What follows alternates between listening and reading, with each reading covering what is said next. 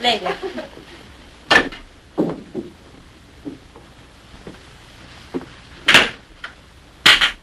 Wow.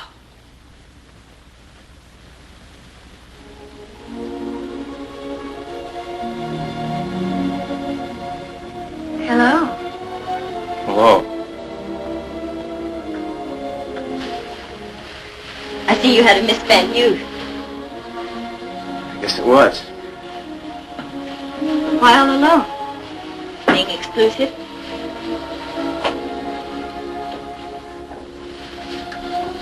Being dramatic?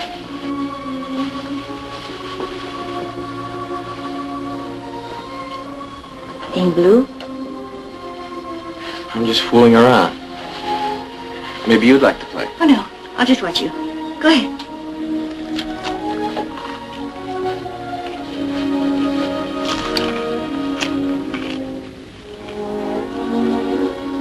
Do I make you nervous? Yes.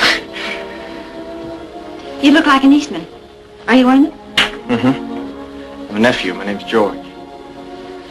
I'm Angela. Vickers. I saw you here last spring.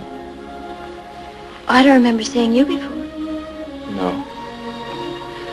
You've been away, haven't you? You took a trip with your parents. How did you know? I read about you in the papers. What else do you do? The usual things. You look unusual. That's the first time anybody ever said that.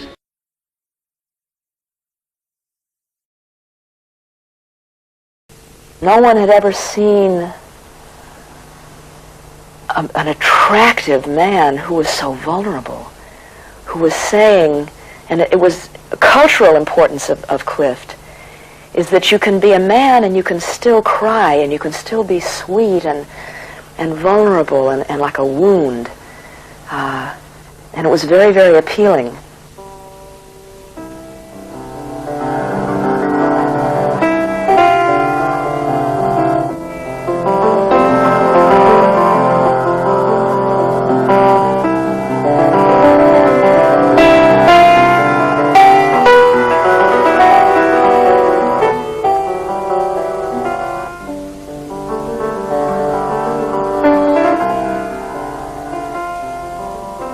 I find that it would be very difficult for me to separate, you know, the actor and the man and the brother. I think they're all intertwined. But I think you could say mostly he was an actor. And everything that he did had to do with his craft. Anyway, maybe I should go back to our beginnings when we were kids, and there were three of us. I was the oldest, and then 18 months later came the twins, Ethel and then Montgomery a few hours later. His mother, Sonny Clift, had been born an orphan. She'd been with foster parents and found out at the age of 18 that she was really the child of aristocrats. Her real father was Colonel Robert Anderson, who commanded Fort Sumter, and her other grandfather had been Abraham Lincoln's secretary. Anyway, she spent all of her life trying to be recognized by her real family, and she never was. But she was determined that Montgomery Clift and his sister and brother be raised to the manner born, be raised as aristocrats. Our early years were spent in Bermuda and France and St. Moritz and München and Vienna, and also Milano and Napoli.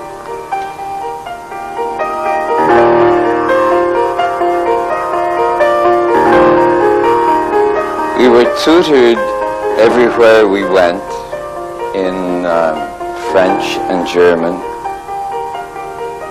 It was interesting, maybe psychologically, that while we lived in Europe, our mother always dressed us like triplets. We had the same short pants, the same haircuts. Even my sister looked just like my brother and me.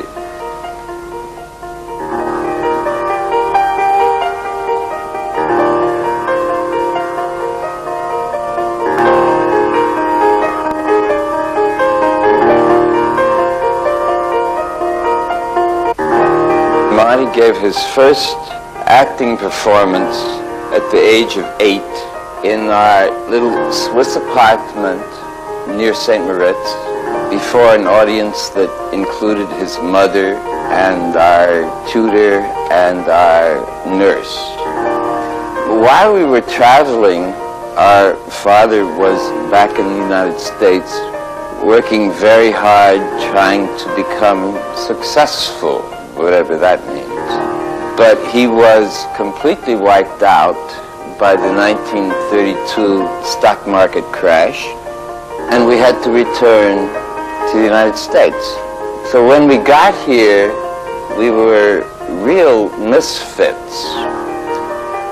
But we had our French bicycles, which saved us from all the neighborhood children who couldn't really understand what we were about and why the girls seemed to like us. And I still don't know why the girls in Chicago would like us very weird people from Europe who didn't speak English very much.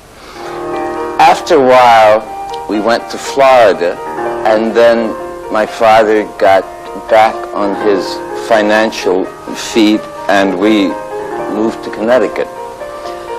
My sister and I went on to college, but my brother always hated to be forced to learn. So it was very lucky for him that he got a part in a summer stock play, which was fortunately successful, and then went to Broadway, where it ran for 6 months. So he became an actor, a child actor, and Sonny Clift was the archetypical stage mother, taking him to auditions, telling him how to speak, coaching him. She always had a limousine take him to and from the theater. She spoiled him and pampered him, but always told him that you are the greatest, you're the finest, you are an aristocrat. He didn't know, by the way, anything about his mother's background until I think he was about 21 years old. He didn't understand why he was being raised this way, why he was being kept so isolated, until he was about 21 or 22, and his father finally told him. And Monty he couldn't believe his mother had done it for that reason, for her own reasons, really, because she had wanted to find her family and to get an identity for herself.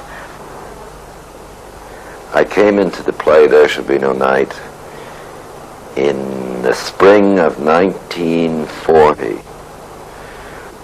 I had to audition one evening, I remember, for the Lunts, and they said, fine, you'll be fine, come to rehearsal. So the next day was when I met Monty. Well, I had known Monty from the stage. I had seen him. He had already done, I think, 4 plays. This may have been the 4th play that he'd done in New York. And I had seen him in the first play that he did when he was 14 years old, called Fly Away Home. And I had seen him in Dame Nature, in which he had made a considerable personal success and had been written about. So Monty was quite well known when I first met him, and I was intrigued to meet him at rehearsal and to see him work and admire his work and want to become friends with him, and did. We remained friends throughout the rest of his lifetime.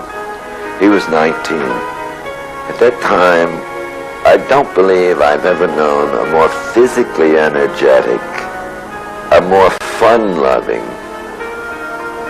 a boy that was so totally without any psychological hang-ups, who had every gift that could possibly be given to a young man. He had looks, he had brains, he spoke 2 other languages besides English fluently.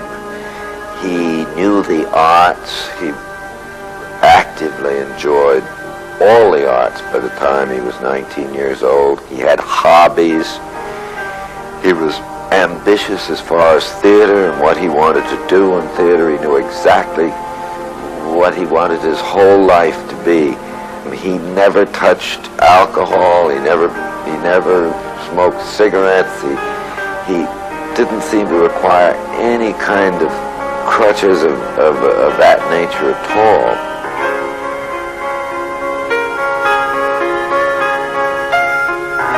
I first met Monty when he was a pupil of mine around 1940, it must have been, because it was right toward the end of the group theater. I'd already started teaching and directing, although I'd been an actor in the group theater for 10 years at that time.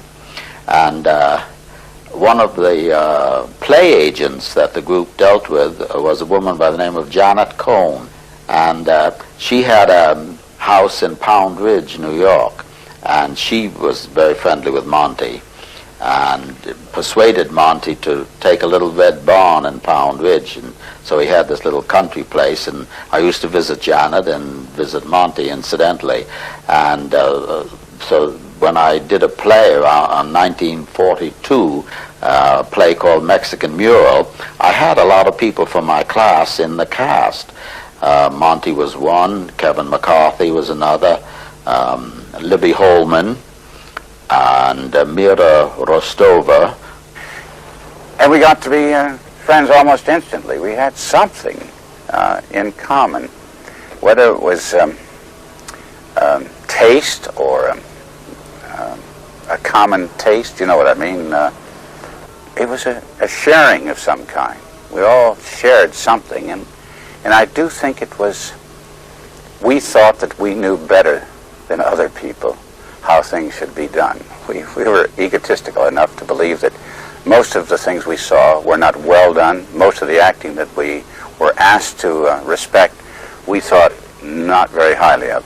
We thought that we were better than they were, or that we could perform or act better. We thought our taste was better. And therefore, in some way, I suppose that says we thought we must have assumed that we were more intelligent, more cultivated, more something. I don't know what. He was a remarkable person, and the fact that he was interested in us and liked us so much was flattering, possibly, to us, because he seemed the personification of a young prince with all the best qualities. He wanted to attain some sort of heights of, to be the most fruitful person, he used to say. I want to live the most fruitful life. Well, it's unfortunate that in some way the fruitfulness was a dark fruit, a rotten fruit, finally, in the end. At that time, I was married to Kevin McCarthy. Well, we all became friends. And then I got to know him much better the following summer when Kevin had just gone into the Army, was drafted. That's 42, and I had a job in the summer stock company in Cape Cod. And Monty'd been on tour for a year, and he came up there. And we did a play called The Pursuit of Happiness, and he played. He was always, there were a lot of jokes, a lot of, doing things as a lark. And so he put on blackface, and he played the slave, the black slave that comes into the play. The odd thing about him is that both men and women, both sexes, loved him. There was an extra quality about him that really was exciting and fun and dear. He was wonderfully dear and personal. I had been not well. I'd had a miscarriage, and I was staying out in the suburbs with my mother, and I was very depressed and felt very alone, and I called Augusta to talk to her, and she said she and Monty were together, and it was a Sunday afternoon, as I remember, and she said, "Can you get on the train and get in?" I said, yeah, but I can't walk very well. I'm weak. And she said, that's all right, don't worry about that. Monty will help you. So I got on the train and came in, and they met me in Grand Central Station. And I remember him very well. When I first saw him, he was very slight and very slim and incredible looking, alive, bright, marvelous face. And somehow they just got me out of Grand Central Station and got me to Augusta's apartment, which was 4 flights walk up. And I said, I can't, there's no way. And he just picked me up like a rag doll and just not walked, ran 4 flights up. And he was not breathing hard at the top. He was in incredible physical condition. And we talked. He was alive, he was funny. Not funny, that's the wrong word for him. He was zany. He had a kind of mad, wild, crazy way about him. And witty, very witty. And the combination of the two was just sheer wonder, sheer delight, sheer, I forgot that I had lost a child. I forgot my husband was flying a plane. I forgot, I mean, you just were, you became alive. He made everything alive. I think everybody, in a way, felt that when you were with Monty, I've never had that experience since in my life. There was something very special, and he really treated everyone, I mean, individually, I don't mean in a group, but as though one was of great value to him. And each time he would open in a play, he would get marvelous notices, and the movies would come after him immediately with an offer, because he was good-looking, leading man type, although he did look like he could read and write, which was a little different than most of the others. And he would say no, he didn't want to go to the movies.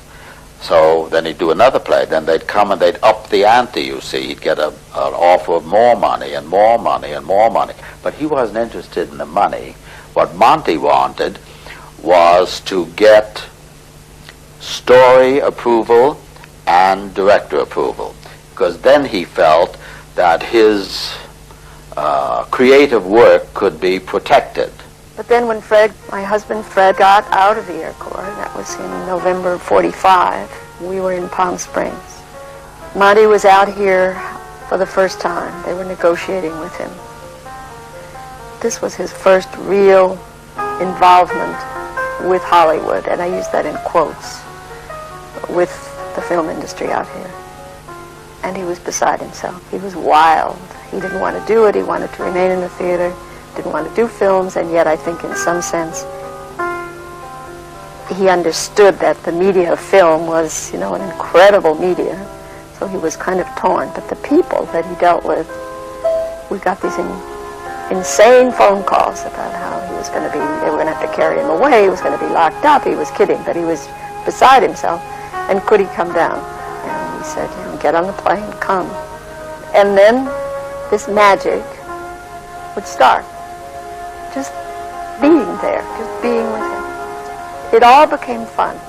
Hard to explain, but he made everything in those days. Everything that you did was like an adventure, was crazy. You never got worried about anything. Nothing was ever too hard. God knows you couldn't get bored, even scraping the paint off a floor or something. You couldn't get bored because he was full of this craziness. And we had one bedroom in that house with twin beds. We were living in it and fixing it up. And an old, terrible couch in the living room, which Monty was assigned to. And we'd be exhausted at night, and we'd fall into bed. And Monty would appear in the doorway like a child and say, I'm lonely out there, it's lonesome out there, it's dark out there. And so he'd either get into bed with Fred, or he'd get into bed with me, or we'd push the beds together and we'd all get in the same bed. And in the strictest sense, it certainly was not sexual. There was no sexuality, there were no sex acts involved. It was just, we were like kids, we were like children. I remember that Monty and Augusta and I went to Cuba, I believe it was before 1947. I've seen those photographs. We ran those pictures again, and it was so beautiful. We went to Havana. We went out to the gambling. This was before, of course, before Castro. This was the time of Batista was still in power, and you could go to Cuba easily. And there's a scene in there where we were throwing coins to these little native children that seemed to be, poverty-stricken natives along the Malecon there. And Monty was fascinated by all these faces. That's Monty shooting at the film, and I'm throwing the coins around it. And we took pictures of each other. We were doing a lot of pictorial stuff, and beautiful. We'd never known anything like it. Monty was always there, and he was always with us, and wanted always to be there. And wherever we went, he would come, or wherever he went, he sometimes would invite us. Every girl, woman, was crazy about Monty, and he seemed to be in love with all of us individually. However, he had girlfriends, but there were two or three of us that he was really very fond of. We were very, very close. But I don't think it's a coincidence that each one of us was married, and so that the relationship was protected by the fact that I was married. A couple of other people that he loved very much, they also were married, and they weren't going to be divorced, nor would he have wanted it, I don't think. I really think the protection was what made our relationship so nice. So Fred had to report back to the newspaper that he worked for. You had a year to go back to your job after the war. And so we drove in Monty's car, which was a Buick, and I have no idea of the year of it, which he loved dearly and called it Beulah. And Beulah was a person. And we drove across the desert, the southern route, because it was still very cold in March. And we ended up in New Orleans, because Monty had an amoeba. He'd had an amoebic dysentery and had been in New Orleans many times at a hospital there. And he wanted to make a quick stop because he always checked in with that doctor whenever he could or needed to or whatever. And it was hot in New Orleans. And we would go into the French Quarter every night and eat. And silly things would happen. Monty sat on a chair and the bottom fell out of the chair and he went down through the chair. And we were hysterical, and they literally practically threw us out. It was a wild and wonderful 5 or 6 days. There was one night I remember very well when Monty said very quietly and very gently, "I'm going in by myself." And Fred was delighted. Fred was pleased. He was glad to go to bed. And I said, "Can't I come?" "No," he said, "I want to go by myself." And then, because he never wanted to hurt you, he did later hurt us terribly, but he never wanted to. He just patted my face and he said, "I need to be alone." He said, "You understand that?" I said, "I understand it." But I remember feeling like a child left behind. His playmate, I wasn't going to be allowed to come play. Looking back on that night, I recognize that probably was something that I was to see a lot later on and not know what to make of it. In 1947, Elia Kazan and I started the Actor Studio, and we divided up the classes into 2 sections. Kazan, or Gadget, I was about to say, because we always called him Gadget, still do, had all the young people, because he liked to work with young people, and that was Julie Harris and all the people of that age. And my group were the more experienced ones. Not that they were old, but they were more experienced. And in that group was Monty and Marlon Brando, and I wrote down some of the other names because you'll never believe who was in that one class. Patricia Neal, Maureen Stapleton, Eli Wallach, Jerome Robbins, Sidney Lumet, Kevin McCarthy, Carl Malden, E.G. Marshall, Beatrice Strait. I could go on. There were about 40 of them, and every single one of them in that class is now a name that is well known in theater and films. But to get back to the Actor Studio and this class that he was in, I wanted him to play in The Seagull because it was a perfect part for Monty, and he was the best one in the class for it. He said, I don't want to do it too sensitive. I said, come on, we're going to walk around the block. And I took him out of the studio, and we walked around the block and talked and talked and talked. And he said, I have to break this line that has been established about me that I only can play these kind of things. I want to show that I can do tougher kinds of parts. I said, well, what do you mean by that? He said, well, I have this offer to make a film where I'm going to ride on a horse.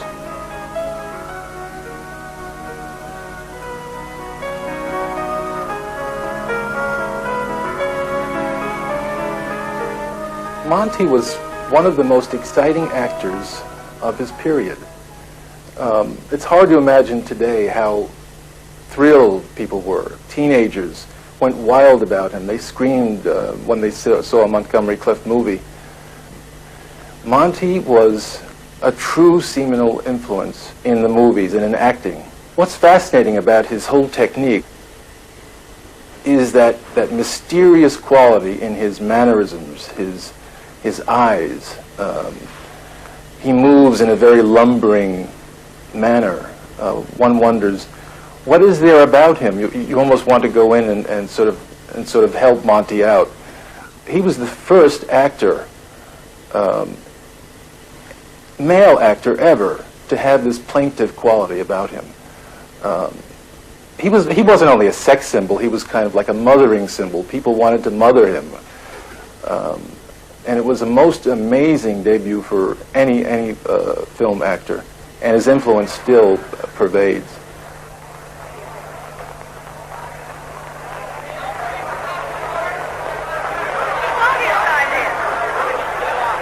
And your escort's very beautiful, Elizabeth Taylor. Is she beautiful? Elizabeth, haven't seen you in a long time. Thank you. How are you? You're both working in A Place in the Sun, aren't you? That's right. Yeah.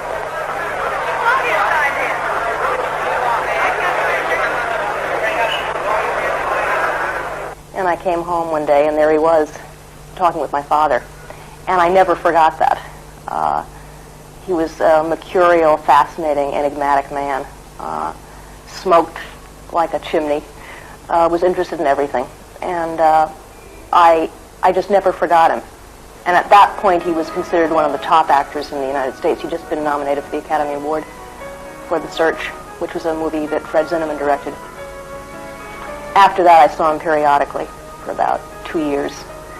In fact, my father helped him. He wanted to see how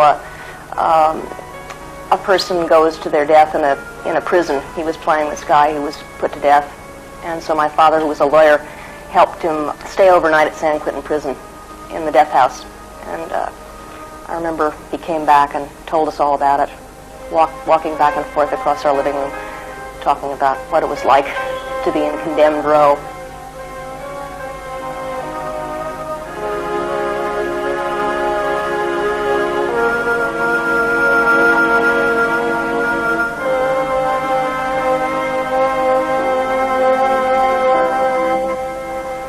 His relationship, his friendship with Elizabeth Taylor was an extraordinary one. It went back to when she was 18 and he was, I guess, 27 and making Place in the Sun, and she fell in love with him.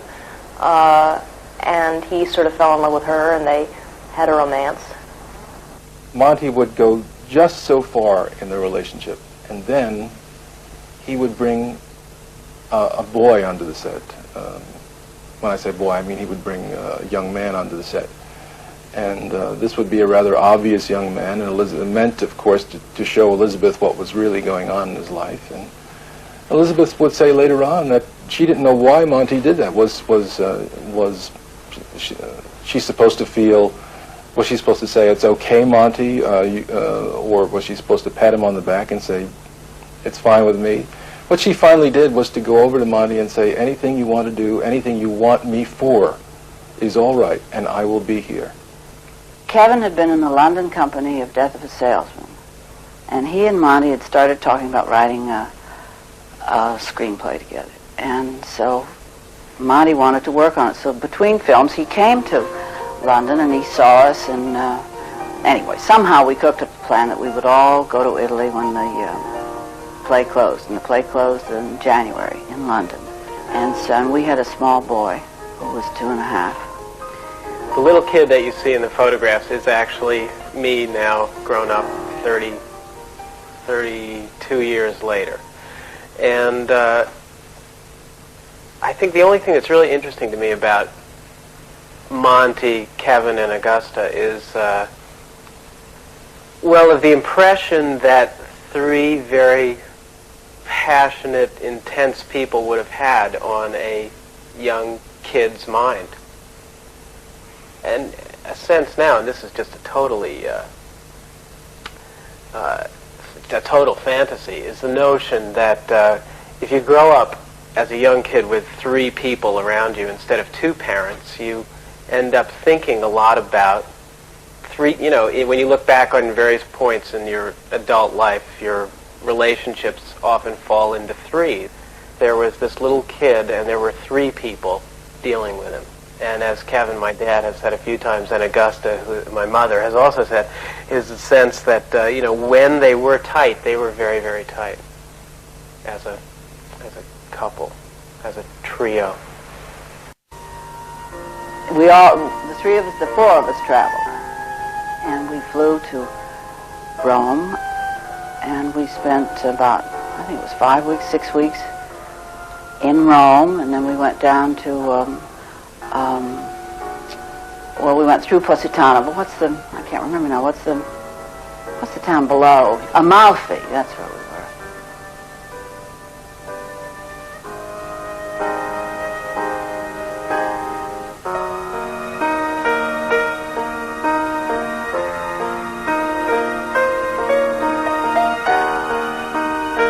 Miracolo a Milano was being shot. Monty and I went up to Milan to meet Vittorio De Sica. It was wonderful to have a few moments in the streets of Milan where some of that was being shot. It was through Monty, of course, and the interest of the Italian directors and producers that we met people like De Sica. I remember an incident or two in Rome where we were taken to parties because, of course, Luchino Visconti was hoping that Monty would make a film for him, I believe. But they would have to take us if they were going to take Monty someplace. So we all went together. And we had a wonderful luncheon in Visconti's beautiful house. And then we were all to go on to this costume party.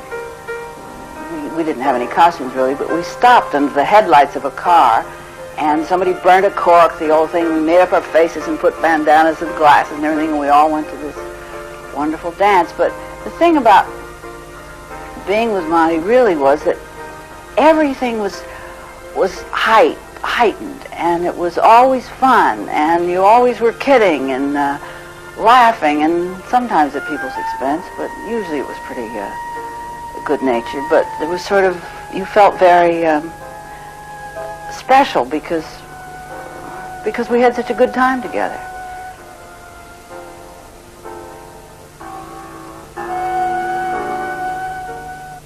It was at about this time, I think, that we began to be aware that something wasn't quite right. Some turn began to take place in Monty. He was a daredevil. He'd try anything. He wanted to challenge the edge, whether it was death, how close to danger he could come. And somewhere that probably has got a lot to do with what happened to him, maybe. I remember when we were in Firenze, in Florence, it was there that we were staying at a hotel along the Arno, and then Monty would get out on the balcony and hang there, literally, 6 or 7 floors above the street that runs along the Arno there, by his fingertips, dangling, and then pull himself up, literally. He did this from time to time. He would challenge his body to be able to make this sort of daredevil exploit. When we were returning from Italy, we were on the Queen Mary. There was a hurricane or a storm, a very heavy storm at some time. The liner of the Queen Mary had literally made no headway for 24 hours. It was just holding its own against these very heavy seas and winds. Monty said, why don't we take a terrific picture? I'll go down and get in our cabin. I'll get the porthole open somehow, and I'm going to get a hat and a briefcase and possibly an umbrella. And I'm going to be hanging out of the porthole saying, I'm getting off. I just said, I'm not going to look, I'm not going to look. And I would refuse to watch because I was absolutely certain he was going to kill himself.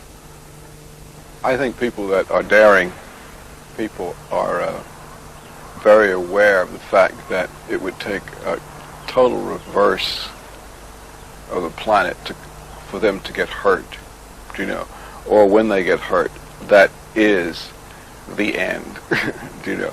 And Monty had that incredible veil of protection around him. At times I would see him almost when he would bang himself or he would somehow injure himself, but it was almost on purpose as a defiance against this protection he had. In 1950, I met Monty Clift one night at a bar on Lexington Avenue where I went in to see a girl I knew.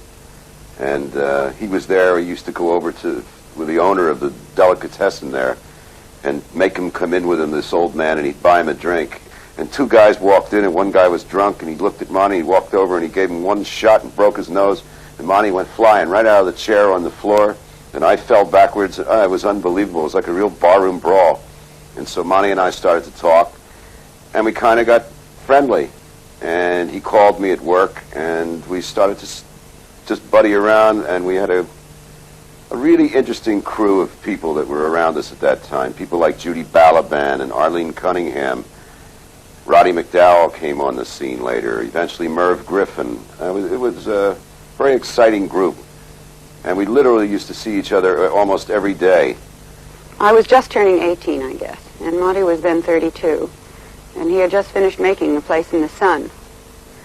And he was Montgomery Clift, which was, of course, an extremely romantic thing in my eyes. He was very much like an older brother in many ways because he was extremely generous to young people. He was a person who, I think all of us who were friends of his in those days and have spoken about that time with him, had a sense of him guiding us to the best of ourselves. It was a very special generosity in relationship. We had a lot of fun, but Judy was a very close friend, Judy Balaban, and we used to spend a tremendous amount of time together. I think they were very close, very much in love for a while. Yes, we were in love. I certainly was very much in love with him, and I think he with me. We spent almost a year together, seeing only each other. Her father was a very important guy in the motion picture industry. But I thought for a while there they were going to get married, but I don't think Monty was going to marry anybody. We did, but we did speak about getting married. But as I look back on it, when we spoke about it, it was more in a sense of playfulness and the way that you sort of fantasize what could become of you both later. I was just turning 18, as I said. Monty was very conscious of the difference in our ages. Monty also, because he was a person who was deeply concerned about choice in life, made me conscious that I really had only begun the process of making choices about my life. And perhaps because I was 18, I thought I knew everything and that if I loved him, I should marry him, and that would be that. He never said no, but it was clear in the way that we talked about it that he was simply allowing me the fantasy, really, in a way. It was clear to me in those days that there was a kind of an energy inside of Monty that as much as it was responsible for his joy, it was also responsible for something that was on the other side of him. Because the role was so much he being the older one and he being generous to me about guiding me to grow into the fullest part of myself, he was very reluctant to share that with me, as though it were some sort of burden that he would carry and it was his responsibility. I wished, when I got older and we were still friendly, I looked back on the time and wished I had been a little more mature and had understood that a little better, because perhaps I could have given him something more than I did. He was always having to hide. He led a double life. You know, he went out with women. He had affairs with women, but he also had affairs with men, and he had to keep them very quiet. And I think this was very hard on him. I don't think he liked to hide. And he went and, you know, made very elaborate kinds of defenses and protections for this kind of double life. And he even talked about hating to lead this double life. So I think that was why he was tormented. And he perhaps sought escape in alcohol and drugs. He had gone to see a psychiatrist and was under some sort of psychiatric guidance, if you want to call it that. And something was happening to him that, well, I don't know enough about it, but whether he was seeking help or whether he got the wrong kind of help from his psychiatrist, there's been a lot of talk about that. That might be what happened to him. The innuendo was that Montgomery Clift's latent homosexuality was allowed to appear. You know, he was in analysis for many years with this Dr. Silverberg, who was a homosexual himself, and who supposedly couldn't help him about that. So it was a difficult and dark kind of secret for him. And at that time, of course, he was a major movie star, hounded by people on the streets everywhere you went. And Monty was a person who didn't go to big premieres. You know, he stayed, his social life was a little less glamorous than that. But I guess because it was Paramount, and my father was then head of Paramount, and we were together, that he decided that he should go to the opening of A Place in the Sun. Because he wasn't seen that much at that kind of thing, the fans around the theater absolutely mobbed him. It was insane. And the car was almost overturned when we arrived and so on. All right. I must say, it's a pleasure to be here. And I suppose one of the pleasures is that I come to an opening night performance of my own, and I don't have to get up there and do it again. So when we got into the theater, it was decided that in order to get us out safely, that we would leave. We were sitting in the loge upstairs, and that we would leave just a bit before the film was breaking so that we could be sort of escorted by these guards out and back to the car. And it didn't work exactly, because they saw Monty getting up and people started swarming again, and it got very much, you know, like a sort of a riot. It had a very uncomfortable feeling. We had gone to a restaurant, and we were sitting there talking, and it was quiet, and there was only one other couple sitting in the booth right in front of us. And the girl, very sort of carefully and in a very unobtrusive way, turned around and looked at us. And during the course of the dinner, she went to the telephone. And what had happened is that we were trying to get down to the Italian street fair downtown. And we'd stopped to get something to eat. So we finished the dinner, and we started out, and we got to the sidewalk, and suddenly he said, "Run." And I turned, and I don't know how many people it was, but it seemed as though there were at least 50 people rushing toward us. Well, fortunately, I don't know, can't get a taxi in New York usually, but there was a taxi. I jumped out, swung open the door. It's a wonder the cab accepted us, because he flung himself in the cab, shot across the cab. I jumped in, slammed the door, and the crowd hit the side of the cab, and cracked, and broke the window, right? And we found out later, put a dent in the cab. So, of course, the cab driver, he had to explain to the cab driver, he wasn't charged for it or anything like that. But it was that sort of thing, you know, trying to keep in touch was a life and death game. And that could very well have been, instead of the side of the cab, it could have been him. He liked to bounce things off of people in working. And he had worked for years, I guess kind of, I don't know exactly what their method was, but he had worked with Mira Rostova and bounced things off, I presume, because he had this brilliant mind and theater and acting mind.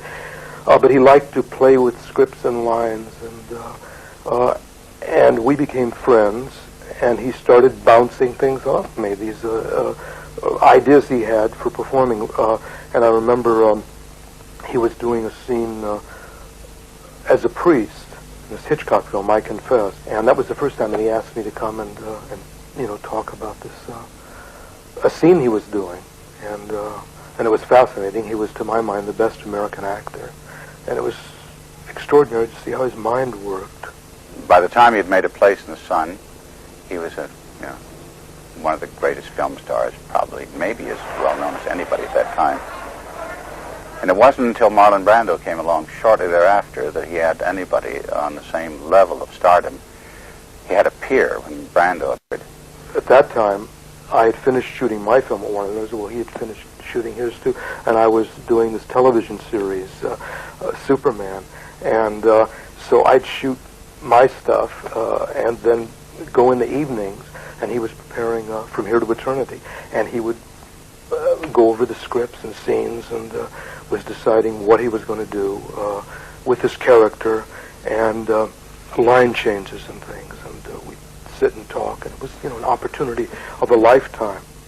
And he called one day and he said they'd shut down the shooting and that he needed a rest and he wanted to go to Mexico, and would we go with him? And I said, Monty, I have the babies, and he said, hire somebody, I'll pay for it. Just hire somebody. And please, I need you, I want to go. So we drove to Tijuana and parked the car and got in Aeronaves Reforma, and we went to Baja and we went to La Paz, which is a little tiny, used to be a pearl fishing place, not a resort. We did not want to go to a resort. It took us 6 hours in the bloody plane, and Fred, who had been a pilot, we hit fog and they had no instruments, and Fred, I thought, was going to go through the plane. By the time we got there, we were a nervous wreck, and it was late at night, and Monty was beside himself. So we went to bed, and I was awake because I was disturbed by some quality that I felt in him. He didn't look well, he didn't act well, he was edgy, there was no fun, there was no play, he was just... So I heard the door of his room open and close, and I heard him go downstairs. I think I was, it's not important, but I think I was not yet undressed, or I pulled on a pair of pants and a shirt. Anyway, I followed him downstairs without him seeing me, and there was a little bar in the hotel, and he had just gone to the bar to sit. And I remembered saying to myself, come off it, you are not his mother, you are not his wife, you are not anything. Whatever, maybe he's looking for a woman or a man, I don't know what the hell he's looking for, but it's none of your business. Go to bed and shut up and leave him alone. So I went back to bed. I didn't sleep. And it must have been around 4 or 5 in the morning, and I heard this sound on the stairs. And I went to the door and opened the door, and it was Monty on all fours, coming up the stairs, trying to get up the stairs, falling, dead drunk, destroyed, disheveled, had vomited, just destroyed. And I don't mean that he'd been hurt, but he was just crazy. I woke Fred, we picked him up bodily, Fred carried him. We took him to his room, I washed him off a little, and we put him to bed. And I think we spent 3 or 4 days there. And he drank, but not like that, and we really stayed with him. We didn't let him out of our sight because I was at that point aware for the first time of the extent of what was going on in him. I had not known. I knew he was drinking. I knew I heard stories of what was happening on the sets. I knew there were problems, but I didn't know it was this bad, and it was bad. And it was a devastating thing because that trip, there was no magic, There was no play. There was no crazy, zany stuff. There was a deadly, serious, haunted kind of quality. And for me, it was the realization that there was something really terribly wrong. It was not a temporary thing. But there was something seriously wrong with him. Well, Monty was drinking for a reason, and I began to wonder, because it looked dangerous, and I began to wonder why. Well, I began thinking back in those years when he was so totally free of any necessity for drugs of any kind, and what could possibly have happened. And I thought, he used to question me endlessly about some courses that I had had at New York University involving social ethics, morality, particularly social morality. And he would keep asking me, he used to ask me questions. Well, I was no scholar, I'm no philosopher, and wasn't then, but I would tell him what I knew. And the subject of ethics, morality, constantly coming up in Monty's mind. And I thought, oh, this may be somewhat the key to what is happening to Monty. My feeling is that he was one of those men who take the sins of the world unto themselves and seem to be compulsive in that they become the sole redeemer. If he saw a child being abused or an animal being abused, he took the suffering. He was incapable of coping with the world, so this led to anesthesia via alcohol and possibly stronger drugs. But there was a terrible suffering going on, and it was constant, and it occurred in things that his dearest friends might do, or that I might do, or that his mother and father might do, or his brother might do. They all hurt too much. It was as if his entire nervous system had been exposed. If you'd taken a scalpel and just cut the arms open and cut the whole nervous system open, and then thrown sand, the sands of the world at it, or the salt of the world into this open, sensitive person.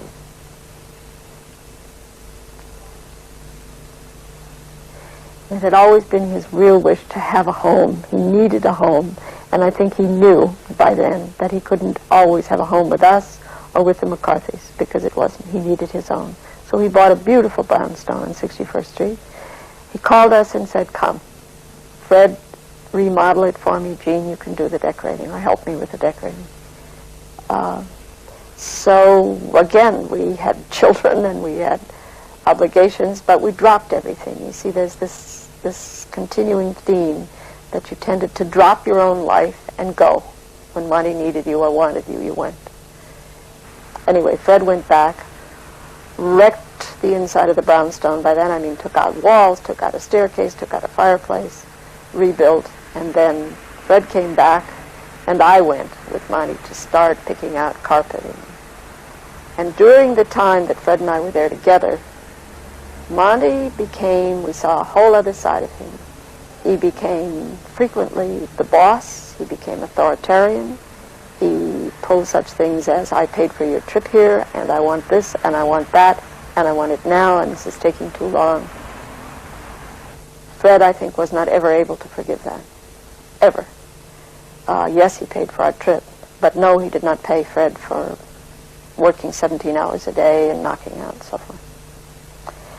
Monty bought theater tickets one night for Augusta and Kevin and me and Mira and I don't know who all. There was not a ticket bought for Fred, because Fred was to stay there and finish a job. And Freddie really never forgave him for that. I didn't really forgive him either, but I fought back. I said, you know, I'm here, but I had some sort of feeling I was here as a friend. And I'm not going to finish this today. I'll take care of it tomorrow.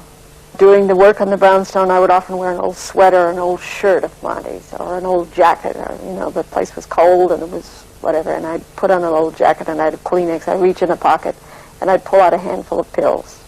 Blue, gray, red. Some of them I recognized, some of them I didn't have any idea what they were, but they'd just be loose in his pocket along with tobacco and whatever. So it became very apparent, and I don't know whether we were reluctant to look at it or what, but it became terribly apparent that he was on, you name it, he was on it. He was drinking heavily, and the combination was dynamite. We put him to bed many nights. Sometimes I would go in and have to shake him awake, and he would be absolutely slugged with Nembutal, Seconal, whatever. There were bottles, apothecary bottles of 500 Nembutal, 500 Seconal.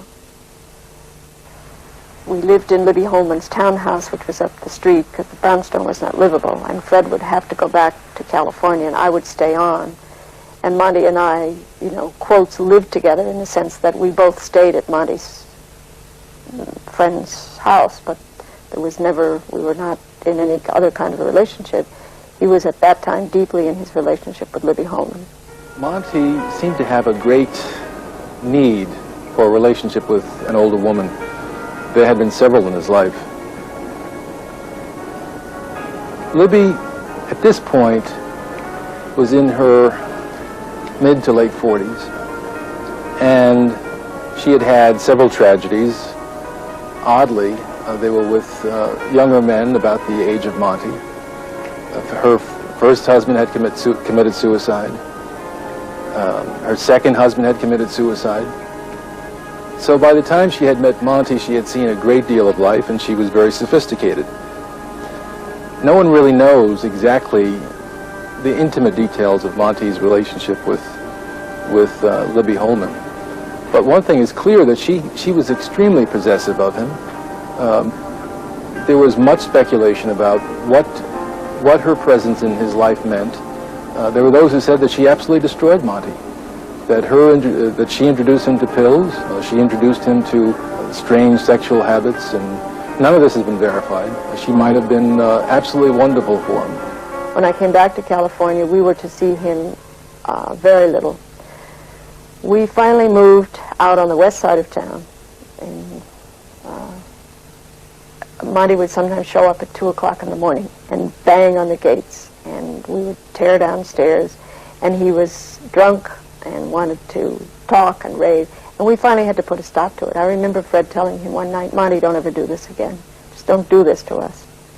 Monty had indications that we had ignored of his being not just a daredevil, but also accident-prone, and he did things that were unusual. My sister, Mary McCarthy, thought that Monty, I remember a long time ago, she said there's something the matter with Monty. His behavior is infantile. It's like ebaphrenic schizophrenia. This return to infantile behavior. He'd take the steak off the plate and carve it on the floor, the way my little daughter would like to eat her food off, you know, her little high chair, not on a plate, not with a spoon, but just shove it into her mouth. And Monty would do the same.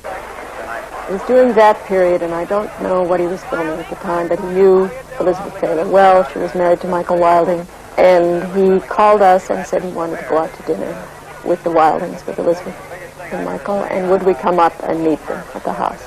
So we went up, and Elizabeth was in tears, was locked in her bedroom. We never saw her. Monty was very drunk and ugly, really ugly in a way that it's difficult to describe. He became like an animal. And we knew we couldn't go out to dinner. No way were we going to allow him to be in public, and so we just said, well, let's fix dinner here. Fred and I are both good cooks. Michael said, go into the kitchen, help yourself, whatever's in the kitchen. He was, I guess, angry, I don't know. So we went into the kitchen, all we could find were eggs, and I think some mushrooms or whatever, and we decided we'd make an omelet. And Monty was furious, he was enraged. We were going out, and Fred said, no, we are not going out, we're going to eat here. And Monty finally said, all right, but if we're going to eat here, I'll make the eggs. And he took the eggs away from Fred, and he started beating them, and he spit into them over and over again, just spit into the eggs. And I thought, you know, this is crazy. What are we doing? What are we doing up here? What is this about?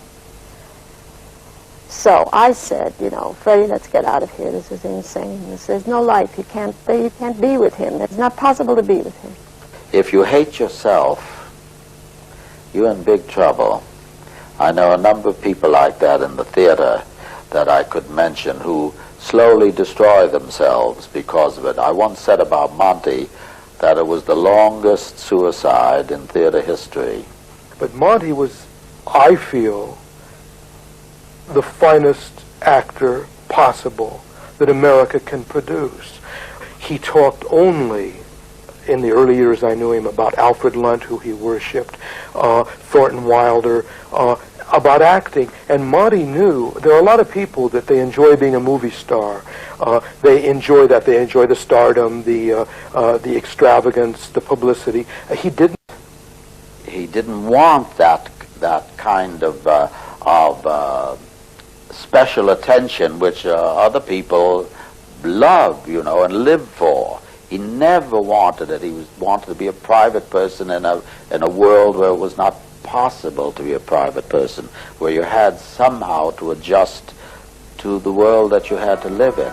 So he slowly got to seem to be rude and things which he really wasn't. He was just suffering all the time.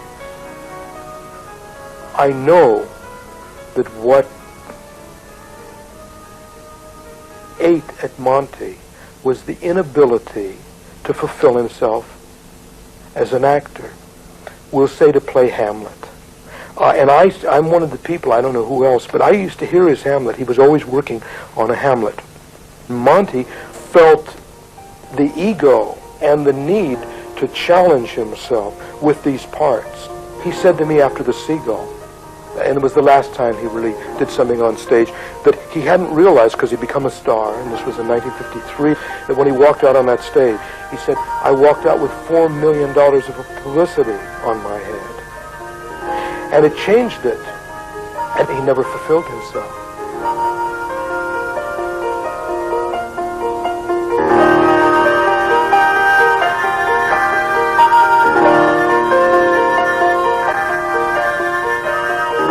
Time of Raintree County, he wanted to reform himself and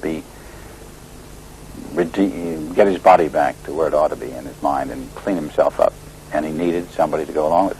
As I was saying to someone, I wonder what Monty saw in Augusta and me, and I decided maybe he saw us as being healthy. I think Augusta and I were probably good middle-class Americans that seemed very healthy, and perhaps we were believable and hopeful images of some kind to him. At any rate, that night, I went up to this party up on Beverly Estates Drive at this beautiful house that Liz Taylor and Michael Wilding were living in, and I found that Monty was on the wagon. He was emulating my teetotaling and was not taking anything to drink of any kind, and was on his best behavior. That night, I left early because I had to go up to San Francisco. I said I was saying goodbye to him. He said, no, wait, I'm going to leave too. And we went out into a little parking area outside Liz's house, and we talked for a while, and he talked about how tough it was to work in films. Now, it was as though there was a gap between his understanding of what happens when you act and the Hollywood imagination of what happens when you act and what you do and how you are when you are. He really was depressed by his experiences in front of the camera here.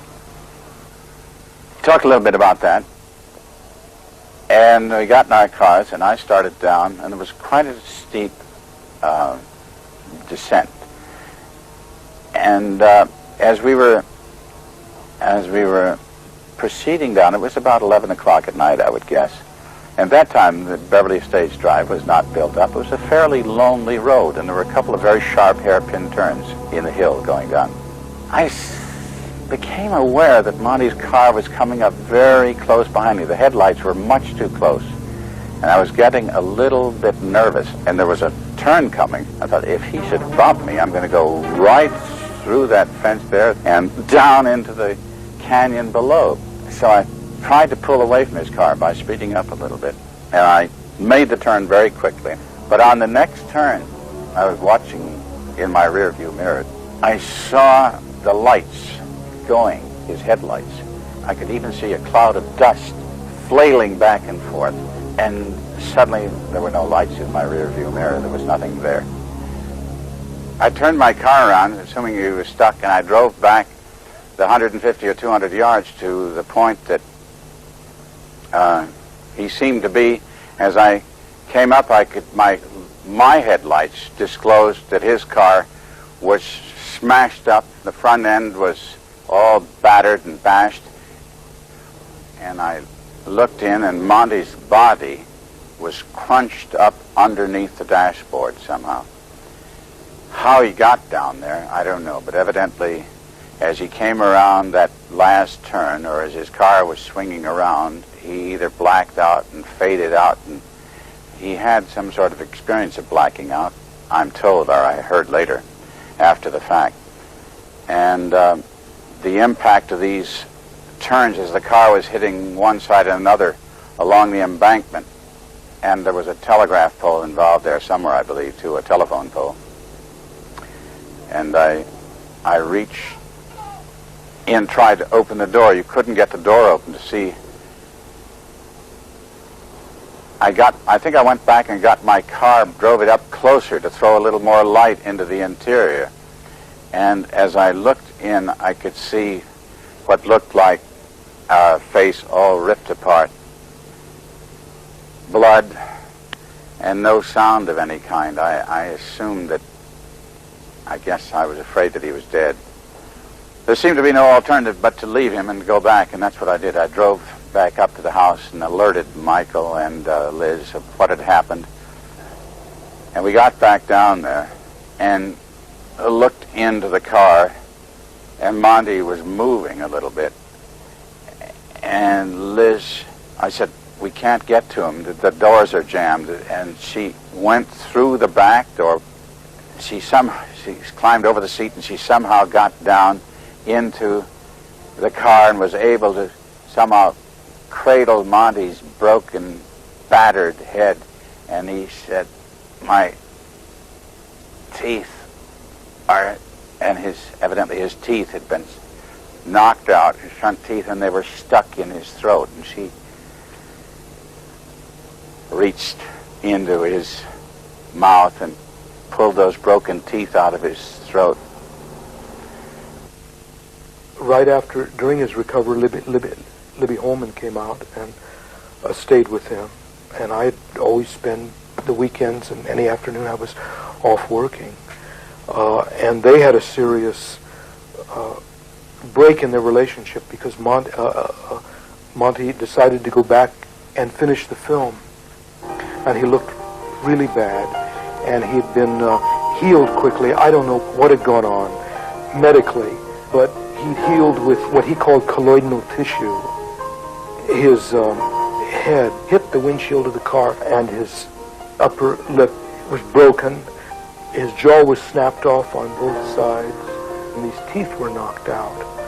And he just really looked very bad, but he healed. He was in terrible pain, and was taking an immense amounts of painkillers, and anyway, Libby said he must not go back to work, that he should go back to New York, spend a long time recovering, and heal slowly, that the studio wouldn't appreciate it. And indeed they didn't. He decided to go back to work.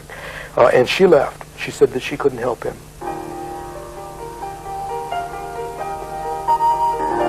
Monty did go back to work. Was nearly finished shooting the film.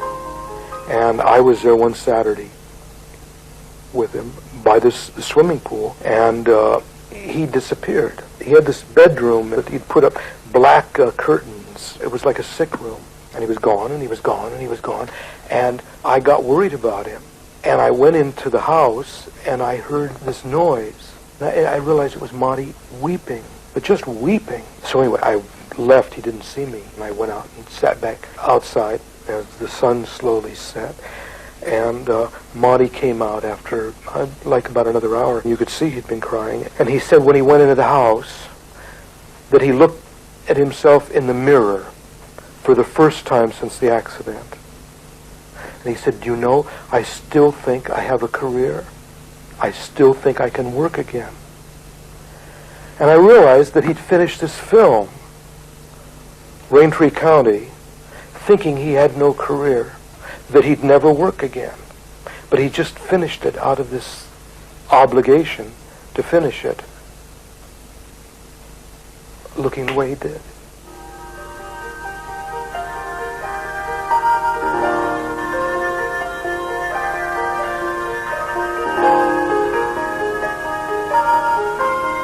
He had made a movie after the accident called The Young Lions, and he called me and said there was going to be a showing of it, and would I come, because he really felt that his work was very good in that, and I was more surprised that he would say such a thing. He'd never said such a thing of himself or his work.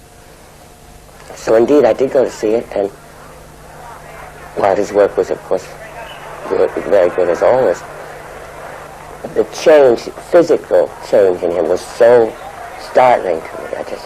It was like, as you say, before and after. It was like another, because he'd been, supremely beautiful, and now that was, while he was still terribly moving and good as an actor, I had to get used to the change. One side of his face was paralyzed, so he couldn't move it.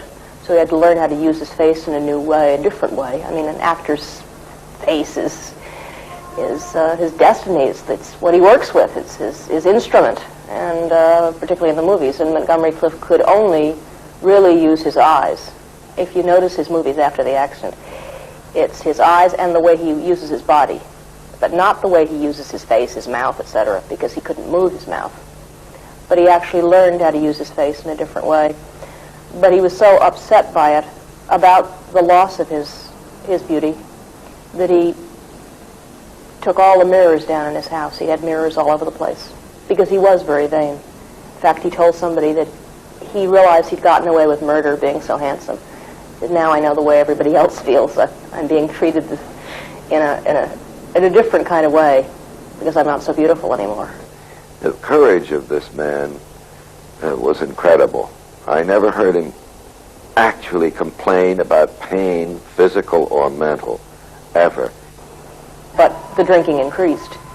Because, you see, nobody recognized him. That was the other terrible thing. He would walk down the street, and he was extremely well known. He was a very famous actor, and nobody recognized him. He would come up to somebody, and he'd say, "Hello." In fact, it happened with me. I was at Actor Studio watching Marilyn Monroe's first scene on stage. It was Anna Christie with Maureen Stapleton, and everybody in show business was there. By that time, I'd become an actress. And I was sitting in the balcony, and the scene was over, and somebody tapped me on the shoulder, and I turned around. This ravaged face looked at me and said, "Hi." "Hi." And I didn't know who it was. He said, "It's Monty. It's Monty Clift." I did not recognize him. And this happened over and over again with William Wyler, with directors he worked with people that he knew intimately. They did not recognize him. Well, they would start off well. And we'd have dinner, and there'd be people you knew and nice people, but you were all obviously with someone who was tortured. And you would just stay with him as long as you could, that's all. Put him to bed. Pray or do whatever one does. But because Monty would give his dinner party, and if he showed up at all, he would begin drinking, and very, very shortly he would collapse in front of the sofa, and he would just fall face down on the rug, and no one would pick him up because he didn't want to be picked up. That was part of the understanding, and he'd just lie there for hours. And of course, some of his friends would start crying over this kind of behavior. There was one dinner party, and Roddy McDowell was there, an actor and a very close friend of Monty's.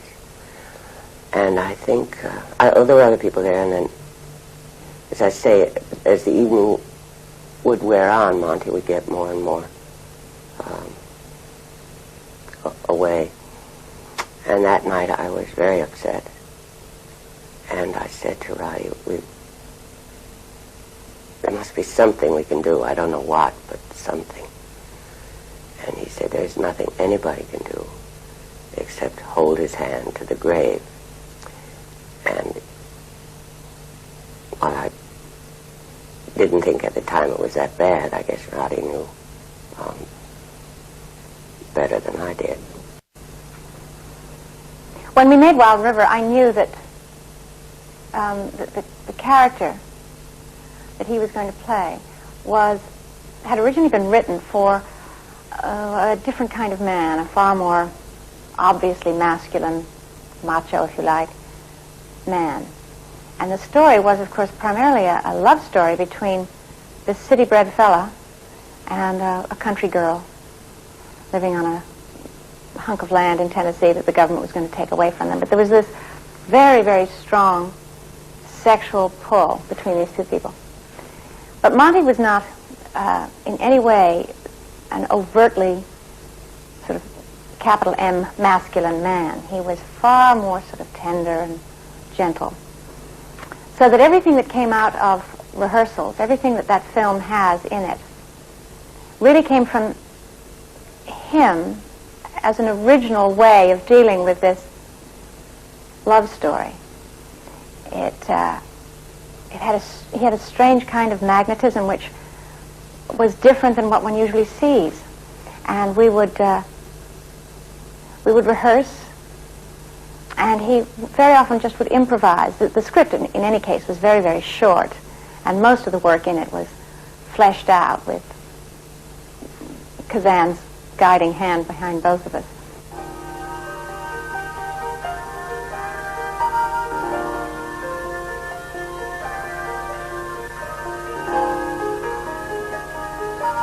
He had no confidence in himself at all, as an actor, as a man, as a person, with friends, although he had many friends who loved him a lot. But his lack of self-esteem, I thought, was very touching, very moving, very sad. And there was an element of sadness in him all the time. But whatever was troubling him, or whatever his demons were, you just tried to be as supportive as be there when he needed you, or do whatever you could for him, because he didn't outwardly ask for help. He didn't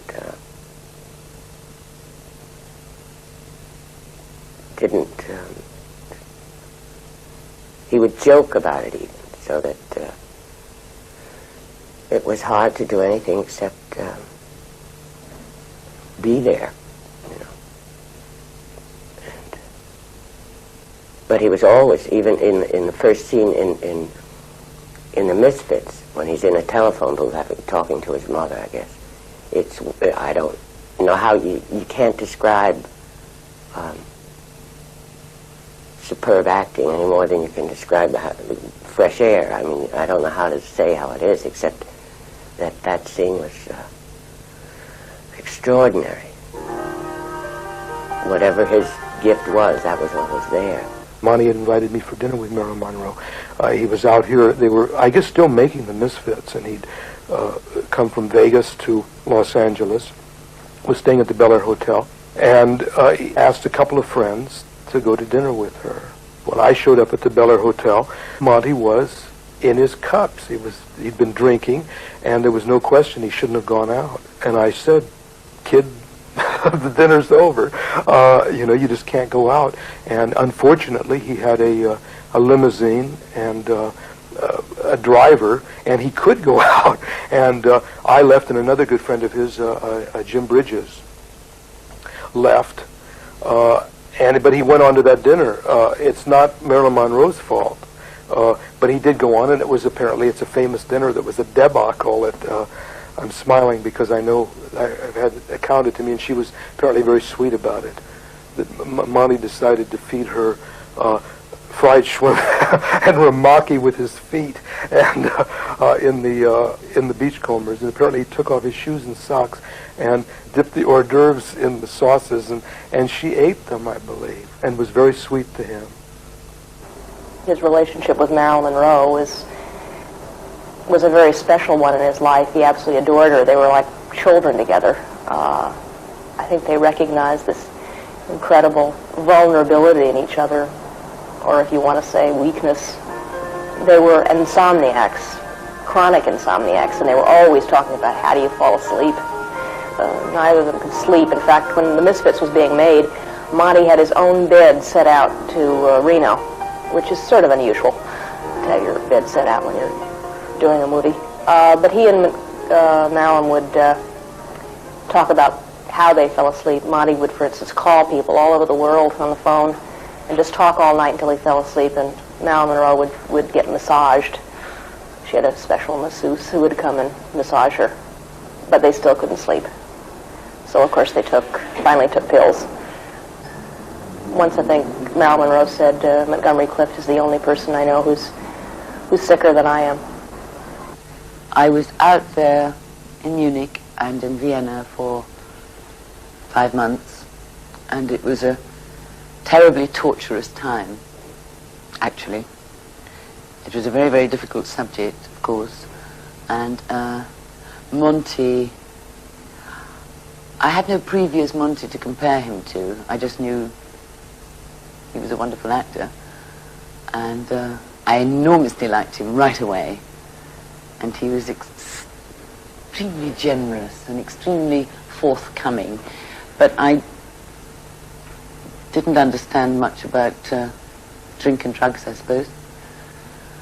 And I not a lot about mental illness. So, as I say, I was very green on the subject. This was a film that starred Montgomery Clift. It was called Freud. And you know, you can blame John Huston for having cast him in the film, because anyone seeing Monty would think he couldn't make it. He just absolutely couldn't make this film. He was fine in The Misfits because he had a fairly small part. But to be on camera constantly, could this man who fell into the shakes every afternoon and had the DTs, could he have, you know, done a major film? But Huston, as he said later on, was fooled by Monty's great performance in The Misfits and his seeming energy in the film.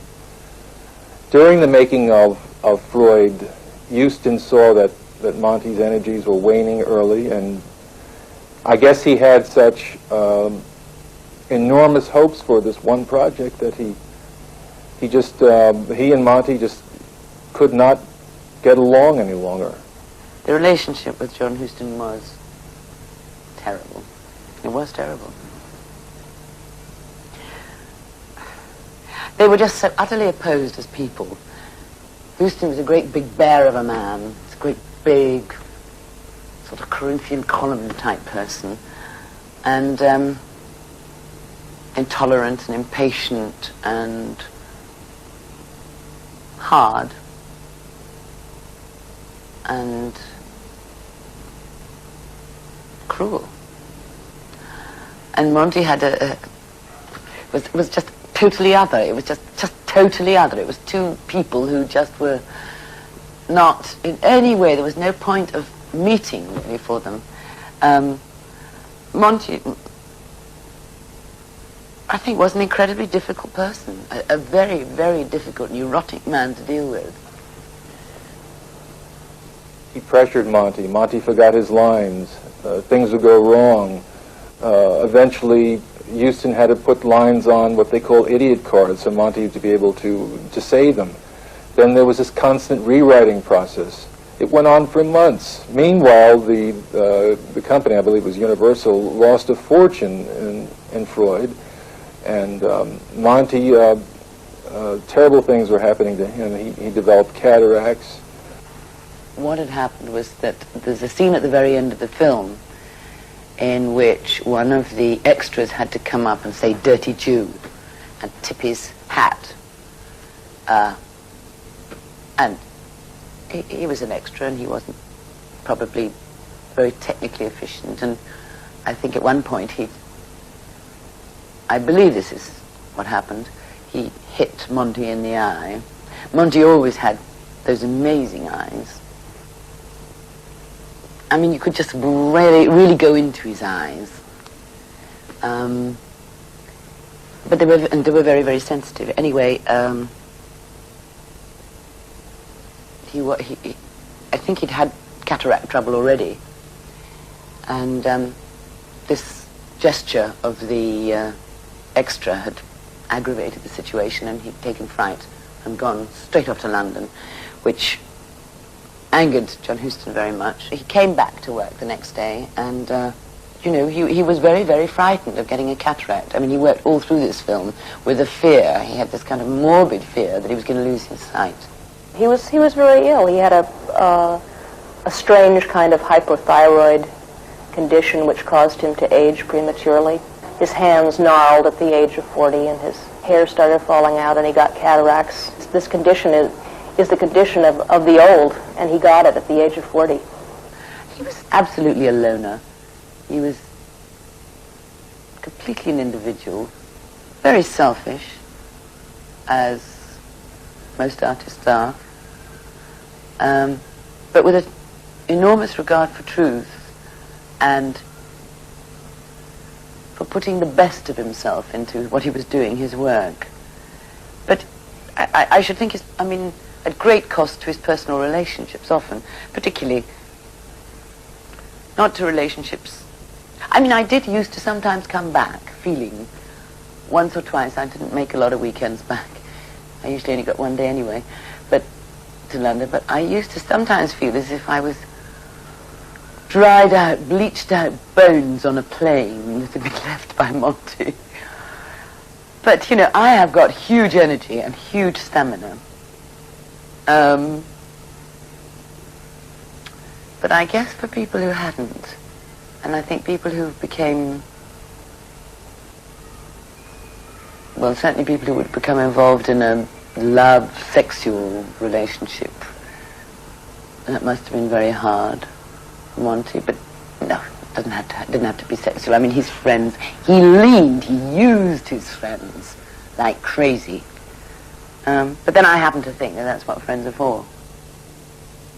Probably what was the major reason that my brother died was that John Huston brought a very unfair lawsuit against him, which Monty eventually won, but he couldn't get insurance to do another movie, so he went for 4 years without making a movie. And for Monty, not working was terribly depressing.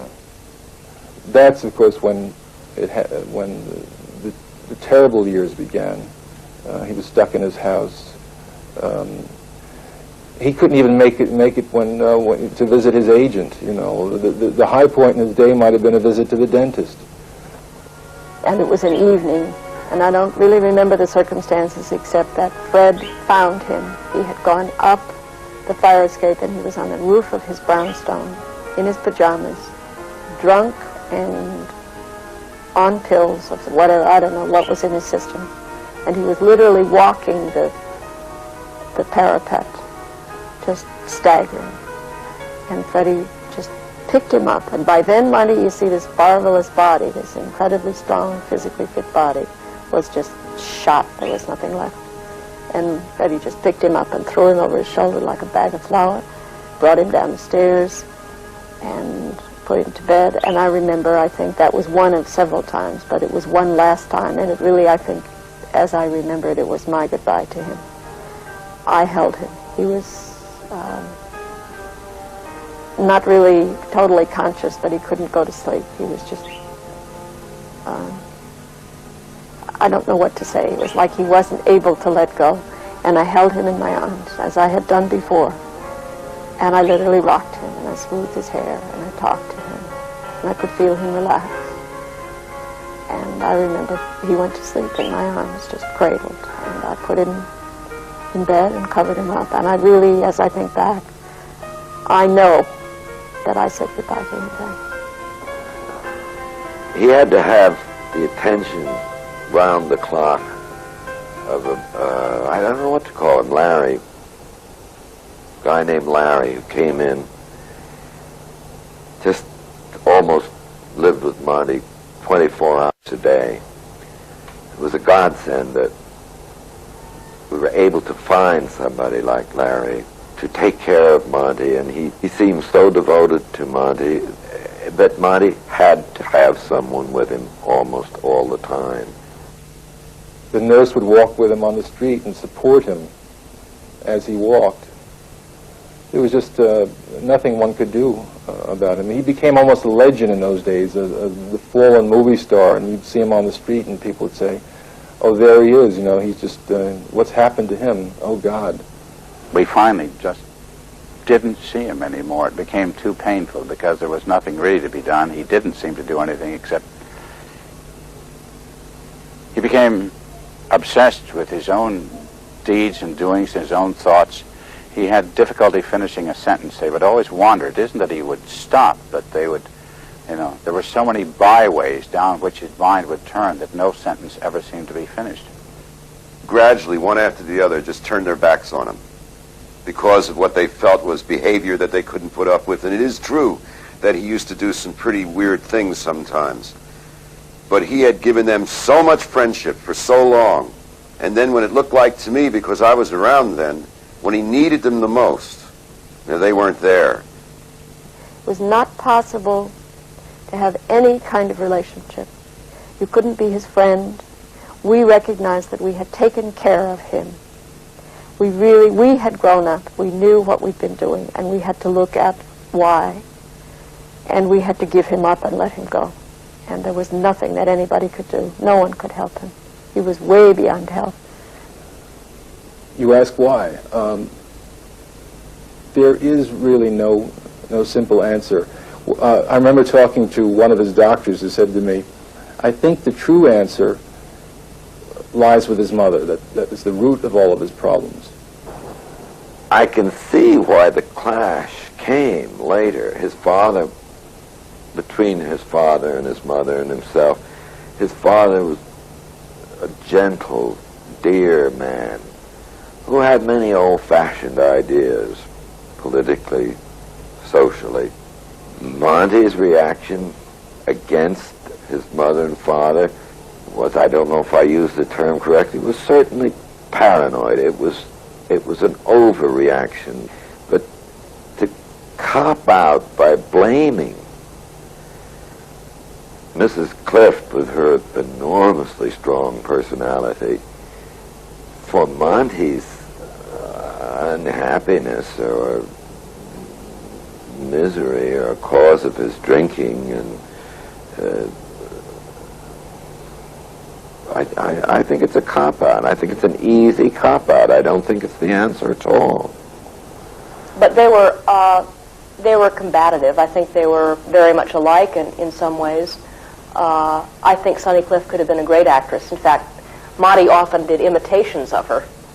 But he also hated her, too, I think, because she involved herself so totally in his life. She was constantly trying to tell him what to do. She disapproved of all of his friends. She was very critical of all of his friends. And she was also critical of his acting. No matter how fine a job he did, it was never good enough. So he always had to try to please his mother and could never please her. Nothing was ever good enough. I think this was sort of hard to live up to also. But she was an incredibly strong woman, and I think Montgomery Clift realized that. I remember when he had his operation for his cataracts, he had not seen her in many years. He didn't want to see her, and she forced her way into the hospital room and sat down and talked to him, reminding him of his childhood in Europe and of all the wonderful things she tried to give him. And suddenly he just said, "Oh, Ma, just give me your strength. I need your strength." And I had him come to the studio, and I set up the lights, and he had very definite ideas of how he wanted to be photographed. He wanted to be very brooding. He asked me if it would be possible if I could catch him with the tear in his eye. And then he asked me if I had any little pin spots, little tiny lights that I could put near my camera that would hit him each eye, because he felt very strongly that eyes and eye contact with the camera said more than words. And if you looked at any of the scripts he would have pages of dialogue totally eliminated, where he would tell him, just come in and take a close-up on my eyes, or just come in and take my hands. His secret to acting was omission, getting rid of extra things that didn't matter, that you could do away with. He knew cameras. He knew that if you came in for a close-up, he could give you something with his eyes that 2 paragraphs of dialogue wouldn't do as well. While I was taking the photographs of him, I realized that there was no way I was going to be able to give him what he wanted. It was just a self-destructive look that he felt. He wanted to hurt himself. Just the idea of, see if you can catch a tear in my eye, gives you an insight into what he thought of himself at that period in his life. Monty was very upset about the deaths of Clark Gable and Marilyn Monroe. He talked to a friend of his about it at one point at dinner. He said, deaths always come in threes. He didn't say, I'm going to be next, but he was obviously very concerned. It's a sort of theatrical kind of prophecy or prediction. When 3 people or 2 people in a cast die, there's always going to be a third. Actors always believe that. Anyway, Monty did, and as it turned out, he was the 3rd member of that cast to die. At the very end, when he was desperate to get back into the movies, his old friend Elizabeth Taylor did try to help, and she did a wonderful thing. She was at that time receiving $1 million per picture, and she was slated to go into a film called Reflections in a Golden Eye. And she said, I will only appear in this film if my co-star is Montgomery Clift. Now, when Elizabeth asked for Monty, and they objected, they said that Monty was not bankable, you know, they would lose their shirts, she said, well, I will put up my entire salary, which of course was $1 million, to insure Monty. And that's when he realized he had to show everyone that he was insurable. And he did do this one film, The Defector, due to Salka Viertel, who had seen him and knew that he was in wonderful shape, and assured the director, Raoul Levy, that he would be give no problems, and he didn't give any problems, and it isn't a very good film, but it would have been good for him, even if it wasn't a good film, because it was shown that he could work well.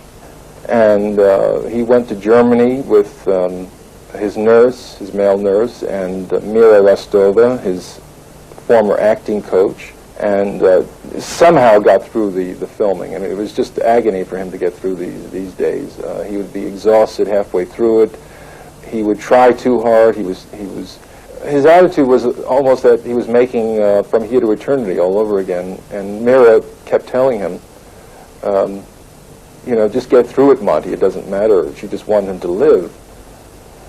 And he did things like in The Defector, he would jump into the Danube in the freezing water.